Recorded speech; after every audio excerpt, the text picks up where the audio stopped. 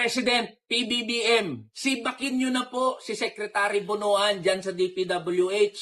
Kayo na po ang nagsabi, galit na ho kayo. Kami rin po ay galit na dahil pera ng mga manggagawa at ordinaryong Pilipino ang pinag-uusapan dito.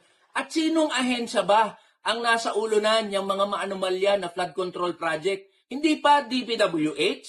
Kaya sa'yo, Secretary Bonoan, kung may kaunti pa na kahihiyan dyan sa katawan mo, have the courtesy, umalis ka na dyan, bumaba ka na sa pwesto mo. Dalawang bagay lang yan, DPWH Secretary Bonoan. Kung hindi mo alam yung nangyayari dyan sa ahensya mo at tinuturo mo yung mga regional director at district engineer, incompetent ka. At kung alam mo naman yung mga maanumalyang proyekto pero wala kang ginawa, di corrupt ka. Kaya again, Mr. President, panawagan po namin, sibakin mo na yan si Secretary Manuel Bonoan. At para sa iyo, Secretary Bonoan, wag mo nang antayin na sibakin ka, umalis ka na dyan sa pwesto mo, bumaba ka na dyan, mahiya ka naman.